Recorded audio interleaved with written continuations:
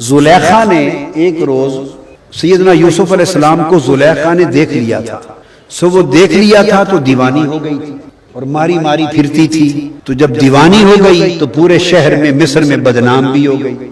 اب عورتیں اس کو تانا دینے لگی، تانا یہ دینے لگی کہ دیکھو خود ایک غلام کو انہوں نے منڈی سے بازار سے خریدا اور آج خود اس پر عاشق ہو گئی۔ تو یوسف علیہ السلام کو جب تانا دینے لگی تو ان کو غلام کہتی تھی، جب تانا دیتی تھی تو بے ادبی کا لفظ بولتی تھی، گستاخی کا لفظ بولتی تھی۔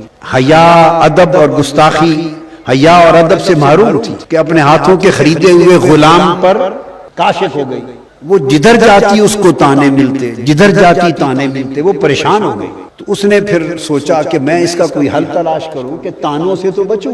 وہ چلتے چلتے شاید کسی عارف کے پاس جا پہنچی اور اس نے کہا کہ عورتیں تو کھا گئی مجھے اور ہر وقت تانے دیتی ہیں کہ میں عاشق ہو گئی ہوں فلاں پر، تو مجھے کوئی راستہ بتا دو کہ میں کس طرح اپنی عزت بچاؤں، تانوں سے بچوں۔ اس کی خوش نصیبی کہ کسی فقیر کے پاس جا پہنچی ہوگی، عارف کے پاس پہنچی ہوگی۔ اگر بدقسمتی سے کسی فتویٰ باز مولوی کے پاس پہنچ جاتی تو شاید وہ اس کو بھی خراب کرتا، اس کی قسمت بچ گئی۔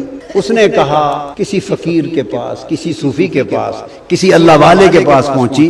اس نے کہا بی بی تیرے بچنے کا اور کوئی طریقہ نہیں، ایک ہی راستہ ہے، جو تو نے دیکھا ہے تھوڑا سا انہیں بھی دکھا دے۔ اصل میں یہ نکتہ سمجھانا چاہتا، یہ سارے جھگڑے تانے نہ دیکھنے کے ہیں۔ تو نے دیکھا ہے سو تو پاگل ہوئی پھرتی ہے، انہوں نے دیکھا نہیں تو وہ تجھ پر تانے نہ لگائیں تو اور کیا کرے، تو تھوڑا سا انہیں بھی دکھا دے۔ تو ایک مجلس سج گئی، ان تمام زنان مصر کو بٹھا دیا گیا، ان کے ہاتھوں میں پھل دے دیے، چھریاں دے دی۔ یوسف علیہ السلام سے درخواست کی کہ آپ ایک بار یہاں سے گزر جائیں، اور جب یہاں سے گزریں تو ایک لمحے کے لیے اپنے چہرے سے رخ انور سے نقاب پلٹ لیں، پردہ اٹھا لیں، ایک لمحے کے، تاکہ ایک لمحے کے لیے وہ بھی دیکھ لیں۔ تو یوسف علیہ السلام گزرے۔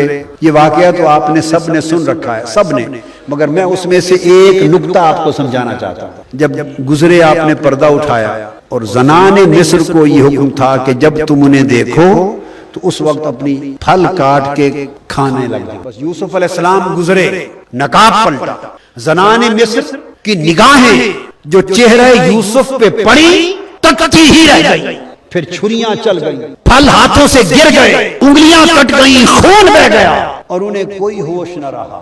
جب ہاتھ کٹ گئے، خون بہ گیا، پھل گر گئے، ہاتھ زخمی ہو گئے ہر ایک کے، تو تب بے ساختہ کہنے لگی خدا کی قسم، جب چہرہ یوسف پہ نگاہ پڑی، ان کے حسن کو، جلوے کو دیکھا تو دیوانہ ہو گئی، اور ہاتھ کٹ گئے تو کہنے لگی خدا کی قسم یہ تو بشر ہی نہیں۔ انہوں نے جب تک نہ دیکھا تھا بشر کی رٹ تھی، غلام کی رٹ تھی، جب ایک نگاہ حسن یوسف پہ پڑ گئی تو بشریت تھی، مگر جب تک لیا تو بشر ہونے کا نام نہ لیا، اور کہا یہ تو بشر ہی نہیں ہے۔